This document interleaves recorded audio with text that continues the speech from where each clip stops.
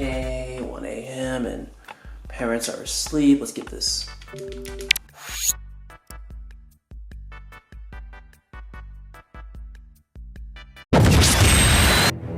Super Smash Bros. Brawl, an icon of casual fighting games. Okay, I need to be serious with you because this game altered my life for the better. I had played Smash Melee when I was younger. However, the game released in 2001 while I was 1 year old, and my only memory of that game is playing Mewtwo once. Aside from that, I honestly didn't really care for Super Smash Bros. Until the trailer of Sonic the Hedgehog dropped. From that moment onwards, I was hooked on this game. I remember coming back home and going on my dad's laptop and looking at the Super Smash Bros. Website to see Sonic there. And I jumped for excitement as any 7-year-old would, seeing their favorite video game character make an appearance. The joys of opening the Brawl website were just unlike any other. It made me super happy to see the effort they put in this game, just learning little tidbits about each character and going on to do some research later on. But eventually, after playing Brawl, I found out about Project M, which led to learning about competitive Smash Brothers. From there, I competed in tournaments in late 2016 for Smash 4 and met many people offline and online. In 2018, I go to college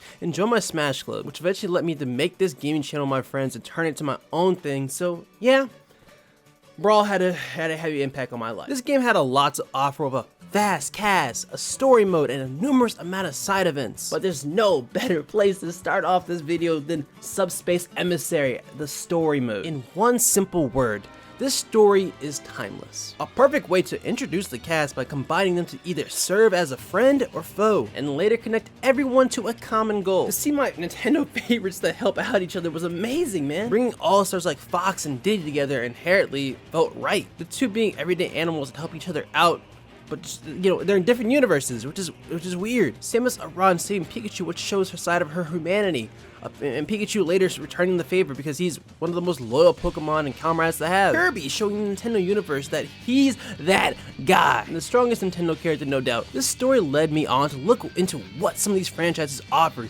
even if I had no intentions of playing them. I find it remarkable that the designs of these levels were so mapped out and had a decent amount of difficulty to them as well, especially for an 8-year-old. You know, I'm not the best with video games obviously at the time, but they served a really good purpose to me. The hardships you faced made it all much better when the last character turned out to be the most anticipated character, Sonic, and he introduced himself in the most Sonic way. One of those, sorry I'm late guys, I thought it'd be more fun this way. Only there was a contained moment in my life where I was much more happier seeing the reveal of my favorite video game character in that moment. Like, it's it's hard to think of any other moment. This is such a beautiful war after a well-pieced story, and let's be honest, we all want it back. There are a numerous amount of side modes that give you hours on play. I'm pretty sure I hit 1,000 hours in this game, by the way. One of the most iconic modes was Classic and All-Star. In both, you simply fight a bunch of characters and references that are part of your respective character's lore. For example, Sonic was a bit different though, because he fought every Nintendo's franchise's leader, and even fights against Solid Snake, the first third-party representative of Smash Bros. When completing this mode, you are rewarded with by far the coolest trophy ever, Sonic going supersonic. Each classic mode completion is accompanied with your respective character's figurine, and the All-Star version gives you the final Smash version. These modes were so fun to do because you had an incentive to actually get both the figurine and also the All-Star version, the final Smash version. And what made it so more bearable when you just lose and rage or just had a bad game, the All-Star rest area theme was just perfect. A place to just relax and calm yourself for a few minutes before hopping back into action. It's a small detail, but honestly a core memory if I'm talking about it like this. Speaking of trophies, you had the opportunity to unlock many trophies of random things in Nintendo's history, much like Melee. When seeing how many you had left to unlock, it actually pushed you to achieve more. It's a great way to flex to your friends and family that own this game, like, hey, look how far I got and look what I'm doing right now. The biggest update to this game is the stage builder. Oh my god. We had the chance to create the most fun stages ever, with some limitations of course. 10 years after Brawl's release, Super Smash Bros. Ultimate came out, and let's be honest, it took a fat turn on what the creative mode was then. But the real OGs know how unique this mode was. Everyone remembers it. The silly stages my cousins and I create to have our silly one-on-ones were just perfect. Staying up until 1 a.m. to get the final pieces right so you can test them the next morning and brawl it out. Even if this game dropped after the holiday season, playing this game's during the breaks just felt so much better. I never wanted this to end.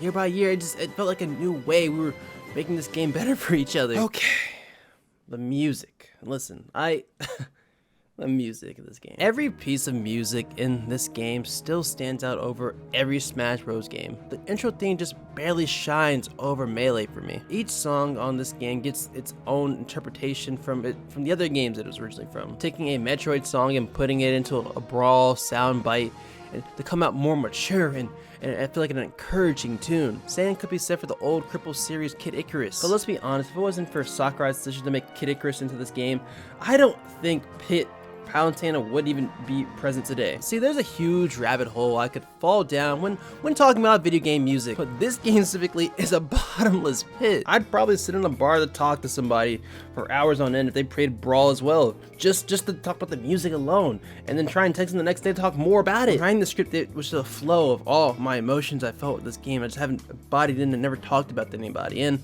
I feel kind of sad now just making this video because all that stuff is it's gone. It's not out of memory, of course, but it's just I would love to go back and just sit around and play Smash Brothers with my cousins and talk endless amount of things about how fun this game is. And and that's just kind of the struggles of growing up and the struggles of making this video game series of where I talk about every game that affected my childhood. And I think the cool common thing about this series and gaming itself is it always brings people together just to talk about a specific moment of their childhood and really just bring them back into a place where they felt at peace.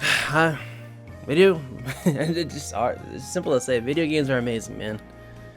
I wish I could talk about this more, but hey, maybe I'll see you one day at a bar and we can just talk about the music and lore of this game. But until then, I hope you have a wonderful day and take care of yourself.